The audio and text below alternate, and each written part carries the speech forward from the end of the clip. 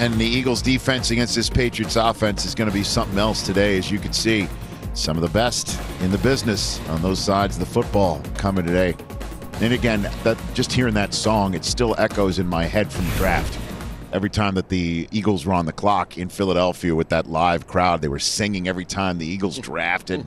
It really was great. And the fact that the Eagles fans, remember on that draft? They're just their passion on display, and now we're going to see it here at the Super Bowl.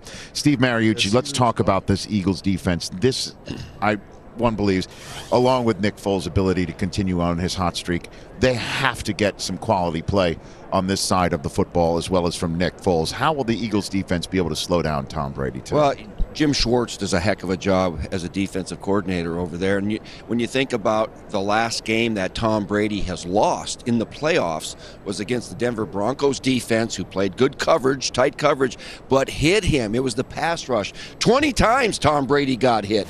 So they're not going to stop Tom Brady, but they're going to slow him down. They're going to make him earn his playoff share because this defensive front has the most pressures in the league, the most hits on the quarterback in the league, and they will make Tom Brady uncomfortable all day. And all it takes is one or two errant throws that make a difference in a big game like this. And you echo that sentiment, that thought. Everybody's talking about getting pressure on Tom Brady. Well, everybody's tried to get pressure on Tom Brady and create something in that pocket. In this game going in, because he's not a mobile guy, and you have all those pressures coming from 7 different guys up front, you want to try to figure out how to get their reckless abandonment. You can take the inside rushes. You could do that. Games up front, they could do it with their front four, but that goes along with the guys on the outside. If you do not jam, or if you do not harass the receivers and you let them have free releases, the ball's coming out. I don't care how quick you get there.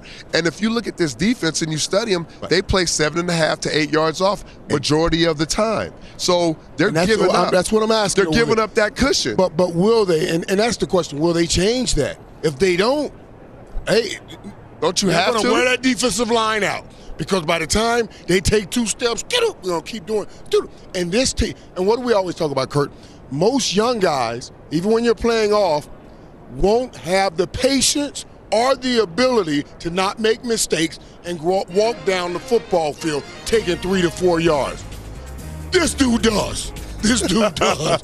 So you got to get on him. You cannot. And those corners, they're going to have to change what they do and come up and press to give Fletcher Cox time.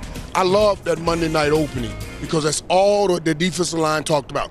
They said, we know our only chance of giving Philadelphia its first Super Bowl is on us. It is. The whole defensive line said that. I want to see it. Yeah, I mean, I think that is the theme. Any great quarterback you always talk about. What do you have to do? You have to make him throw when he doesn't want to throw and from where he doesn't want to throw. What does that mean? You got to rush him, or you got to make him hold the football, and you got to get him off the spot. You got to get Tom's feet moving. But what makes it so hard is they're so good with their backs and the quick throws. They do the option routes, and both White and Dion Lewis are both so good at this. See the coverage on the inside, and we just break it outside. Now we're going to give him that option again. We're going to go, okay, now we're going to put a guy outside, but the inside guy carries a little bit. I see that. Now I'm going to break back to the inside. It's an easy dump-off throw.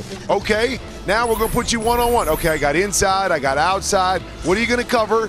Watch, he comes out, gives him a little hesitation, frees the linebacker right here, and then boom. Well, we're going to go up over the top when he stops his feet. Now Tom missed this one, but that's a big play waiting to happen. So we talk about all those things, and it's great if he's going to sit back there and hold the ball, get it out quick. He's got backs all over the place, that scat backs, boom, get the ball in their hands, let them make plays. Another way to stop Tom Brady is to hope that there's a mechanical failure in the bus outside the team hotel, but Kim Jones, I assume the buses are in fine shape right now. Buses are in fine shape, and if they're the same buses that brought the Patriots to their team hotel, Rich, they are also red, white, and blue.